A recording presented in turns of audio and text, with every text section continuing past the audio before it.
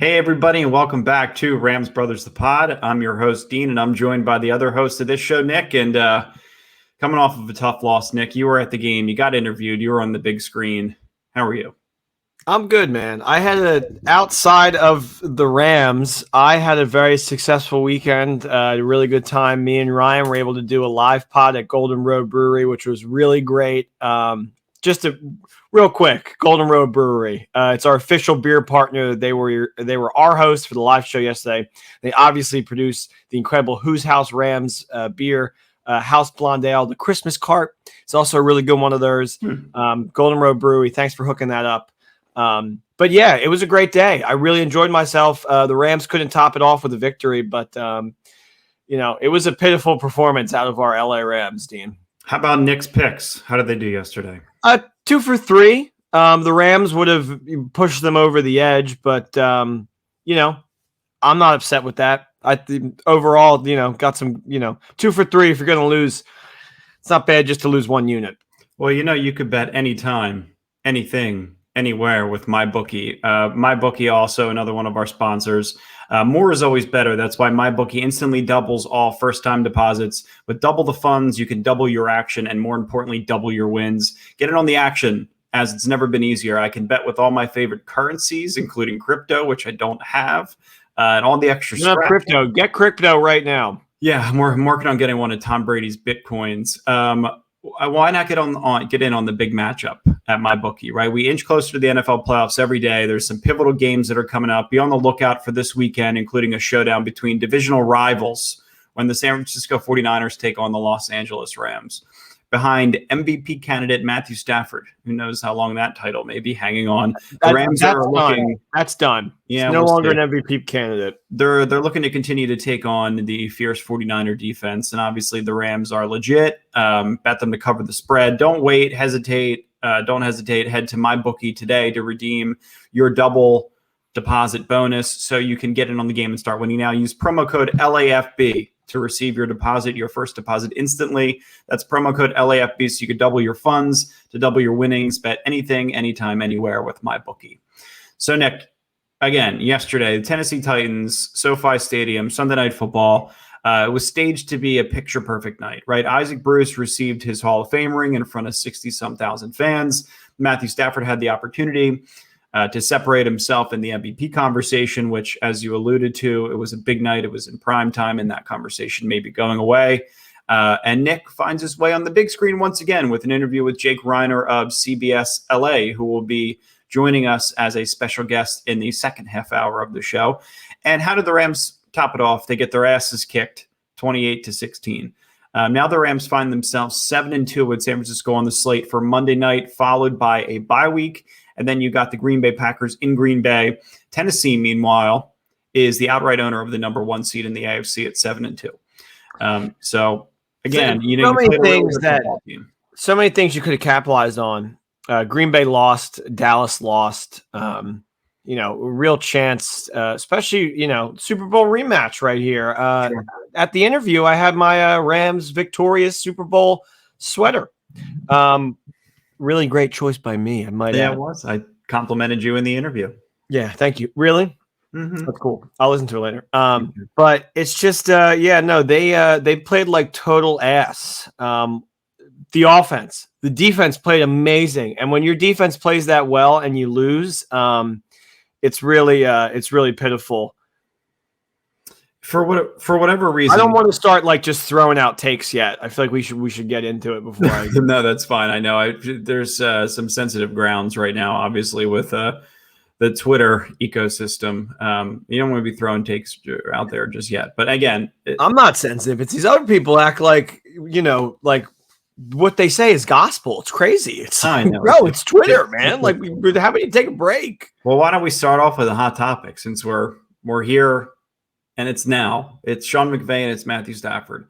I think it's becoming more and more apparent. I'll just kind of kick it off, right? That the Jared Goff and Matthew Stafford comparison for right now has jumped the shark in many people's eyes. I think the conversation certainly can be revisited if the Rams fall short.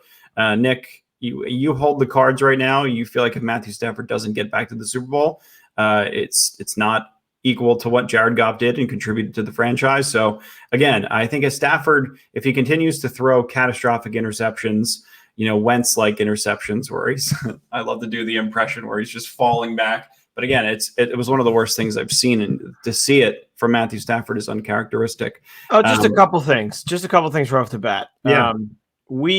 So the whole big thing was we got rid of the guy that's keeping other teams in games and is giving them points, right? We gave away a lot for that. And then you're in a situation where Matthew Stafford in a span of 26 seconds gives the team, the opposing team, 14 points. Mm-hmm. And for what we gave up, I don't know if it's worth it. I really don't right now. Do I think he's a better player overall than Jared Goff? Yes. Do I think the Rams would be in the exact same position if they still had Jared Goff? Yeah, I do. I think they'd be 7-2. I think maybe they beat Arizona and they lose to Tampa, but I think that's the reality of this team. I don't think Stafford. Win a big game, man. I get your point. I get your point, right? You traded for him, and you don't expect these kind of things. And you gave away your future. Right. With it, you expect him to win these kind of games, and when you're down, you expect him to kind of come back and rally them back, right? So, yeah. So, I'm sure I get why your expectation is high with him. It's you have to live up to this same standard that Goff lived up to in 2018 or better. So I understand it from that perspective, but for the sake of this podcast, I do want to very much focus on the task at hand, right? With Sean McVay, the press conference, what Jordan was able to pull, she produced a really good thread on Twitter that has McVay's quotes from the presser today. And Jordan was asked about McVay's reaction when defenders are baiting him to be impatient. And Nick, this will kind of play into what we were just talking about.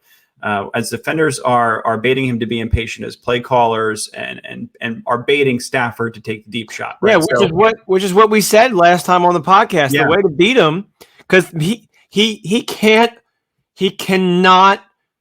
just run the ball. It's like after that interception, everybody that I'm with, I'm like, please just run the ball. Please, for the love of God, just run the ball.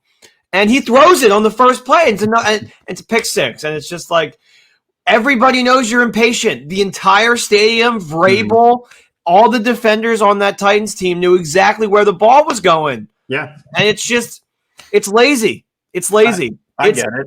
The only person that it reminds me of, and somebody tweeted this today, and I'm upset that I can't remember who it was, but it's Mike Martz. Yeah. It's exactly how he would coach, where he wants to beat you his way, and it doesn't matter. He only has one way that he wants to win, and it's embarrassing. I don't want that to be the personality of the team, and we talked about this a little bit in the interview with Jake that'll be coming up. But the identity, the personality of this team. The reason why I'm wearing this shirt tonight, I wore it for a specific reason because it's old school, fearsome, foursome Rams. Right, like I want that identity to be for the listeners. It's like this '60s Rams logo. Yeah. It's the old school Rams logo, right? I'm wearing the shirt because I want that tough nosed, put your fingers in the dirt, get dirty, fight back on the line of scrimmage, win the line of scrimmage, right? I want that identity to come back to the Rams. I feel like they've just become this flashy, explosive play. McVay's going to get impatient and try to take a deep shot, right?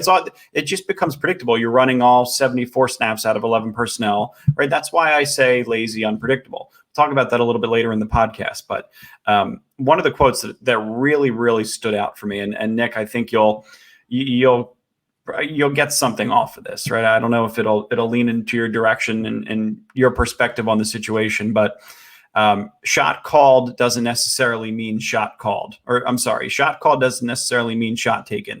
I think it's a balance of wanting to be efficient, but also explosive, and also knowing that the more times you snap it, the more difficult it is to sustain drives and avoid the negatives. So to me, and you can react in a sec, that is McVay protecting his own ass there, right? Shot call doesn't necessarily mean shot taken. So McVay's calling all these shots and expecting Stafford to just dump it off underneath, when that's the fourth read in his progression. So is that a McVay problem? Right now, we'll talk about the offensive line, how they struggled, and obviously Tennessee's game plan up front. But go ahead. Let's hear. I'm going to hear your reaction here. Well, sometimes I think it's like almost there's like too many alphas in the room. Alphas, and I hate to use that quote, but like that's how people describe McVay and Stafford, right? Sure. And the marriage between Goff and McVay was a little more not conceptual, but just give and take because he would get to that fourth read and he would dump it out. And the drives would take longer, but they would get down the field. And it's not. And Stafford said it too. He said, I was holding on to the ball too long and I gave them 14 points. And it's like, when your coach is in your ear saying, okay, wait for this play to develop, wait for Kupp to get open deep. It's just like it over and over and over again. They've gotten bailed out time and time again by Deshaun Jackson this year. And now he's not on the team. Van Jefferson drops a crucial deep ball in this game. So in that Seattle game, they kept doubling down until they finally got that one deep shot, and then the offensive rhythm finally broke open. I know you actually called that out a couple of weeks ago. Yeah, and that was in the second half, and it's still stammering to get there, and it's just it's when you keep doing that it's not like Henderson wasn't establishing the run well. Right. It's so frustrating to watch because you do have the talent and you're Mike Martz in it.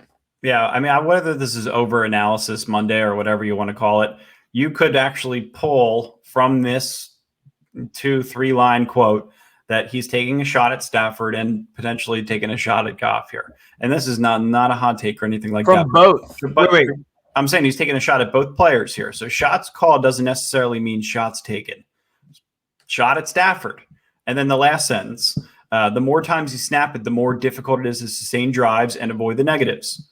Shot on Goff. You don't want 13, 14, 15 play drives. You want to try to mitigate mistakes. So you're contradicting yourself, right? So you're calling these shots, but you also want to try to mitigate the game plan and get things underneath. And it's like he's just manipulative. And I can't imagine shots called doesn't necessarily mean shots taken. So when you get a play call on your helmet, from a quarterback's perspective, you obviously want to sit there and take the shot. You've had the protection the whole season.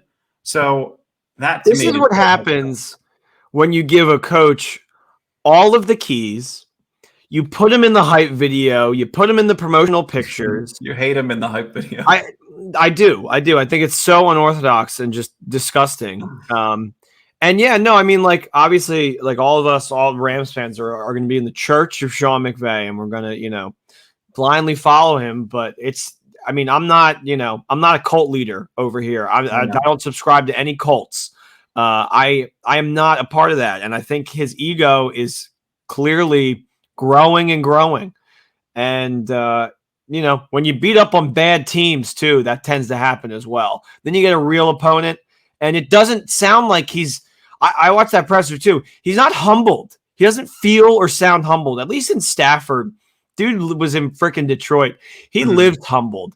Right. McVay is not humbled after this. And I know. Same things like I don't want to make the same mistake from week to week, but you have from year to year, and you'll continue to do it again. He got outcoached, and he won't he can't even admit that anymore. It's interesting. We, the media, or whether we're the media or the outside media, the big media. I don't know. Whatever. I guess it's a fine line. Whatever. When you're on television, then I guess you are considered the media. You consider us whatever you want. But we don't know what the actual play call is. Wait, hold on. Right? Real fast. I saw a tweet today that said Rams brothers jump the shark. No. And it's me and Dean making this on our own. That's when I had to shut the app. You know what I mean? No, I didn't see that. You got to send that to me. That's awesome. We jumped the shark. That. It's stuff like that. That's really just mwah. Oh my God. That's what Twitter is about. More listeners every episode. Speaking of humble, really? Yeah. I just had to say it now that you're such a damn bragger. Yeah. No, I'm not. Long developing routes, Nick. We don't know what's coming in through the headset, right? It's a situation where you want to be able to understand what the play call is, right? If you can get and that'll never be shared in the media. But when the first three options of your progression are guys that are running 15, 20, 25 yards down the field, that underneath stuff the defense is going to give you, right? And if you're not leading that as your fourth option in your progression, if it's not Tyler Higbee, chip blocking an edge rusher and then dragging across the middle of the field, you're going to end up taking a sack. So again, you could have a situation where the Titans are just going to be generating pressure from their front four alone. And that's exactly what they did in this game. And Stafford's not going to be able to sit comfortably in the pocket as he has in all of one, but this game, right, and pick apart defenders. And it's just going to be a recipe for disaster. And even if, you get your progressions, you get through your progressions in your Stafford, you saw his feet in this game. He had happy feet early on because he was just waiting for his receivers to get out of their breaks 15, 20, 30 yards down the field, which results in a sack, which results in a long down and distance, which results in McVay calling another long developing pass play, which is just a vicious cycle, which leads to another sack and so on and so forth, especially when you're playing against this type of front. So Cooper Kupp was quoted saying that the deeper you are behind the sticks, now you have to be even deeper. So it takes even longer to get down the field and to get down there to do those kind of things, which is kind of a very basic quote, right? And the Titans did a really good job of making sure the Rams started like within their 18 and lower. Yeah, they did. Yeah, made us rely on the kick return. But Jordan mentioned in her article, in her most recent article, the longer downs and distances change the play call. So you feature these longer developing routes. You're asking your offensive line to protect a little bit longer. And again, it's all situations that the Rams haven't faced at all this season. It was a gut check from start to finish. It would have been a nice game, Nick, as you mentioned, to have a player like Deshaun Jackson, who never seems to have an issue getting down the field. You can't have somebody running, a route where they break 3-4 times and then they're finally open. Stafford's going to have happy feet sitting in the pocket waiting to throw. A player like Deshaun Jackson would have been nice. Still not so sure Van Jefferson is going to be considered a viable deep threat. You mentioned the drop on that penalty, which would have set the Rams up really nicely last night. So, again, the offense as a whole deserves a reevaluation because they actually had a decent test for the first time in 5 weeks. Yeah, and now you're going to San Francisco. You're playing like a really hungry San Francisco team who has always played you really tough. And you're completely disheartened after that loss. So I don't feel great right now about this team, about the whole season as a whole. And once again, I mean, just to kind of pour some salt on some people's wounds, it would be Goff went 9-1, so impossible for 8-1 too. So we talk about Goff. Goff had a really good offensive line in 2018. And the offensive line, I want to make sure that we give them a fair evaluation from last night, right? Obviously, Goff had Andrew Whitworth, Roger Saffold, off the left side of the offensive line. Protecting his blind side was as good as it'll ever get. But the Titans last night, Titans defense had 11 quarterback hits on 15 pressures and 5 sacks last night. Brian Baldinger, if you watched any of his clips from today, united them the best front four in football right now. So shame on us for not crediting them more on the last podcast. But as we kept saying, the Rams offensive line has been playing so well. So you don't necessarily feel like there's any worries. There wasn't a worry in the world prior to this game, unless you still want to make the argument that the Rams should have drafted Creed Humphrey over Tutu Atwell. But here's the thing. You don't need any fancy grades. That's what I said at the start of the season. Yeah, I know everybody was kind of in that boat. Tutu was a strange pick. But you don't need any fancy grades to see that the offensive line was struggling a little bit last night. And, how fair of an evaluation can you really make considering McVay discussed his play calling struggles, considering they wanted to try and break these long developing pass plays down the field, considering they felt like the Rams were impatient, Tennessee defense. So, I mean, how much of it was the Rams' lack of preparation for this great front? How much of it was the Rams' inability to adjust to it? So those are all things that I kind of wanted to throw your way. The offensive line, you saw the play where David Edwards gets pushed right back into Matthew Stafford. You saw that in person. So just tell me a little bit about the energy when you saw the offensive line starting to crumble a bit. It just felt like when the offensive line is crumbling, but your run game is kind of strong, it told me and Ryan, who I'm watching the game right next to, stick to the run. Like, Yeah. I know you're down, but get down the field, take a long time out, get the momentum back. And, and that's the opposite of what they did. And it's just showing that like they are, they're putting him, like the Titans line is just putting in more work Right. as the play is developing to get home. Cause it's not even like they were really rushing that much. It was just brute force getting those guys out of the way. No, I know. You're right. It's a good transition too, because this game, a large majority of what the Rams didn't do well. Was there something you wanted to add in? Yeah. There was one more thing I wanted to add it before we transitioned into the Titans. Yeah, go ahead. Just to talk about the offense a little bit, because I was praising it. Like, I'm going to go back on my word. Last week, I was praising it like, we haven't seen anything like this. We're bringing in all these players like Von Miller and Jalen Ramsey and all these stars. It's truly amazing.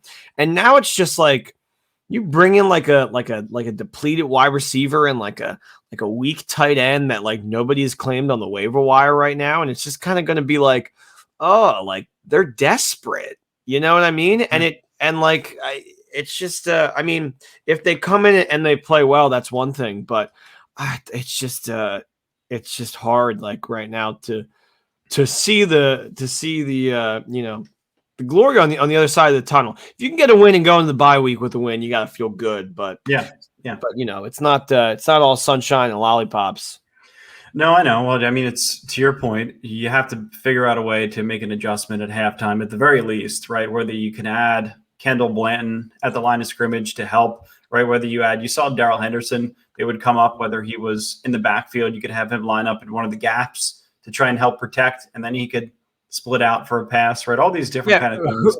You get creative, but there was who's tight end 2 now? I don't even know. Kendall Blanton. So Blanton, right? Get that guy out there to freaking block. I know they don't trust him to block. That's the thing. But it's better. It's got to be better than nobody. You know, I know it's it's a combination of that, right? I mean, this game. I'm sorry. I'm getting very. You're fine. I know where you're coming from. You talked about this game, right? We served Tennessee 14 points on a silver platter. So you take that away, it's a much closer game, obviously. But I just want to put it this way: Kevin Byard's, or however you say his last name, Byard's pick. The Rams had an 84% chance of winning this game, according to Next Gen Stats, before the interception. After the interception, the Titans' chance of winning this game jumped from 16% all the way up to 52%. So Stafford's mistakes aside, here's what Tennessee did really well. For starters, Jeffery Simmons, why is the only player I can compare him to is Aaron Donald? Probably because Jeffery Simmons right now currently leads all interior defense tackles with 42 total pressures per PFF. Aaron Donald's at 41, and he's been the league leader from 2016 to about yesterday. So Jeffery Simmons all in, 3 sacks, 3 tackles for a loss, 6 total tackles. The interception on the goal line was because Jeffery Simmons was there with the pressure. He finished with a career-high 10 pressures. Holy shit. I mean, you can't – I mean, that's Aaron Donald's best day right there, that stat line. I mean, it's – you continue building on that. Jeffery Simmons is going it'd be nice if Donald could go against Stafford, you know?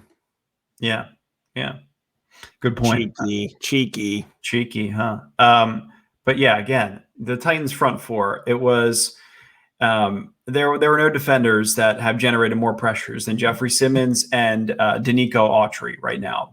Simmons has 27 and Dene Autry has 20 since week 6. So they're doing it organically. They're exposing matchups that they liked previously to the game starting, right? They also saw some matchups with David Edwards where they rotated in Jeffery Simmons and got a sack there. So you're seeing a couple of things there. Intricate stunts that put players right in Stafford's lap. You saw that a couple of times last night. Harold Landry is currently 3rd of all edge rushers with 47 pressures. So he's a handful. He's 3rd in the NFL in pressures from the edge rusher position right now. Dene Autry, I mentioned, 5 pressures, 1.5 sacks, put 2 add another 2 batted passes to that stat line too at the line of scrimmage. He's another free agent signing. I know, Nick, we just talked about bringing in a tight end or bringing in a running back. That's a player that you bring in. He's not an overly expensive contract, and he's just beef in the middle of that defensive line, right? He's kind of like a Ndamukong 2 type player, that can just kind of add to your defense, right, and wreak havoc. So. Yeah. I'm sorry. I didn't know when you were going to stop.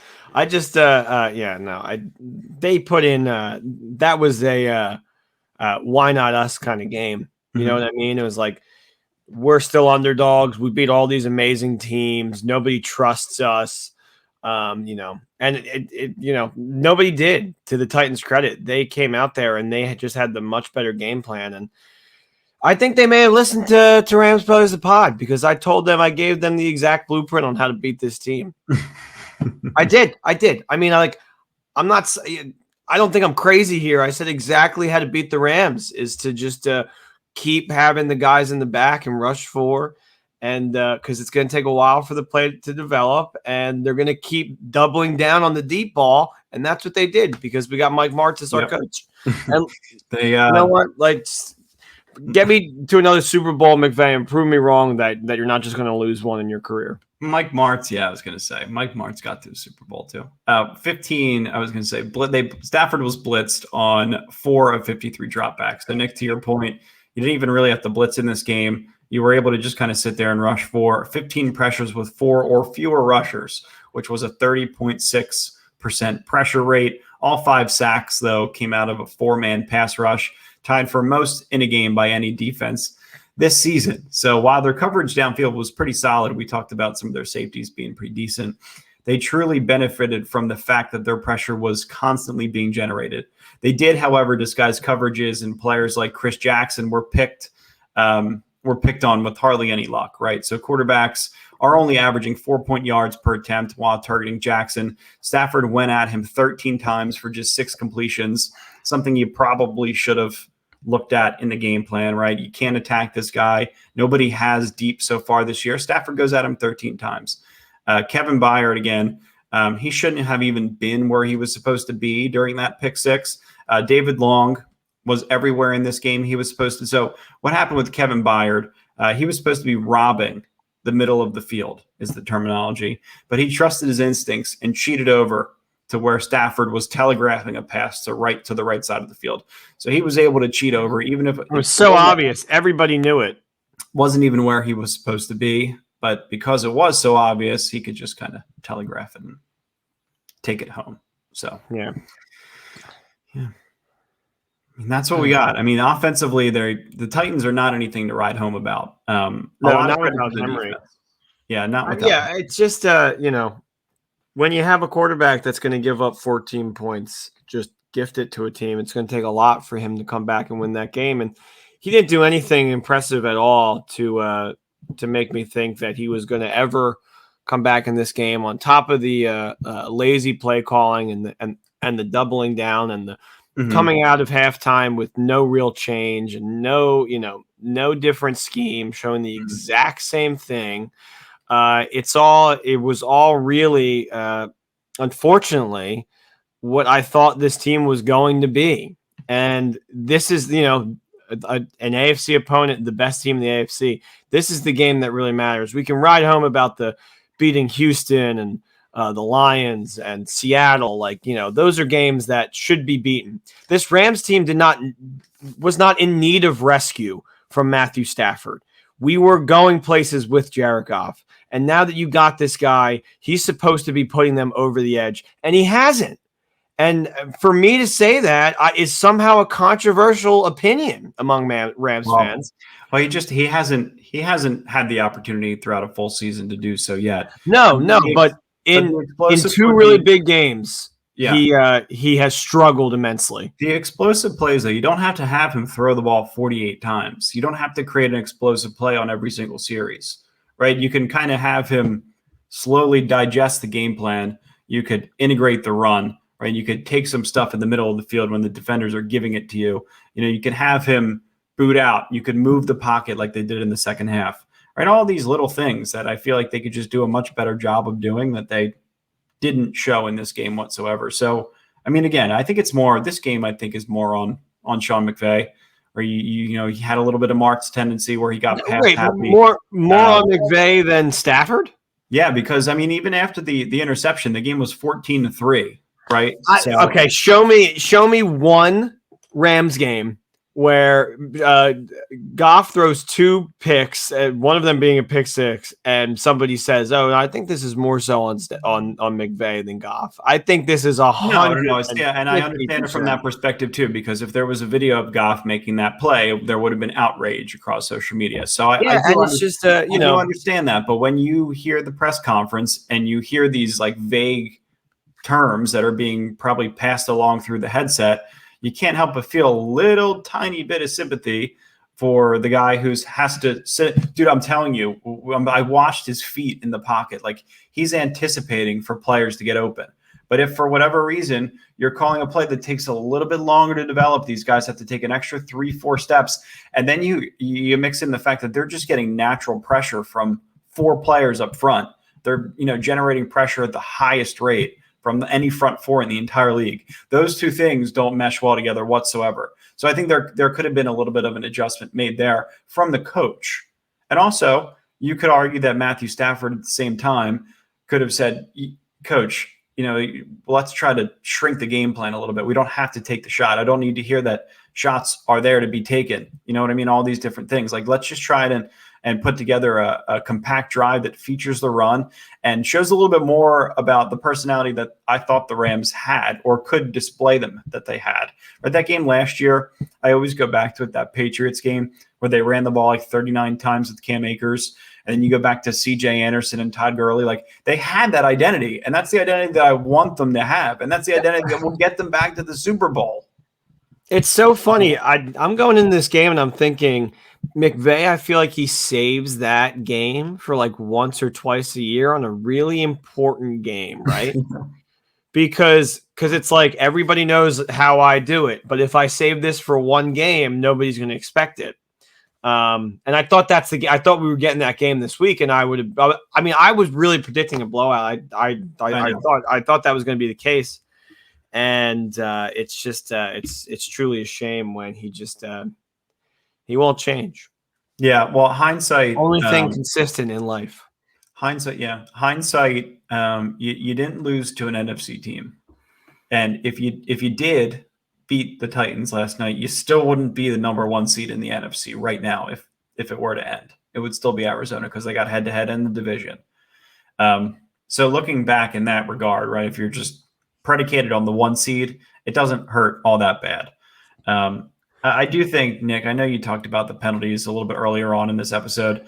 The personality of this team is explosive plays, lack of discipline last night in prime time, and there's still a question mark around what Matthew Stafford could potentially do when the postseason rolls around. So, right, like, can he truly be a winning quarterback in January, which is the one thing that he has not done in his career, on top of having like winning seasons and whatnot. Yeah, there's that. There's beating that, good teams is another one. Yeah, which is why we tweet things like being unprepared and ridiculously lazy. But I watched Brandon Staley yesterday in person. He was 5 for 5 on 4th down conversions. I admire some of the things that Mike Vrabel did. There was a drive in that second half when the Titans were up 14-3. They executed a quarterback sneak, and then they properly executed the quarterback boot. Now, I don't think they knew that Leonard Floyd was going to perfectly block Aaron Donald. But again, gutsy call after gutsy call, right? Like, I just appreciate coaches that want to be in the trenches. Like, Mike Vrabel was a guy that was a linebacker. I'm sure he lined up on the line of scrimmage at some point. Like, they want to get dirty, and they want to figure out how to beat you at the point of attack. And I think McVay wants to like ignore the point of attack and just try to beat you with a 25, 30-yard passing play.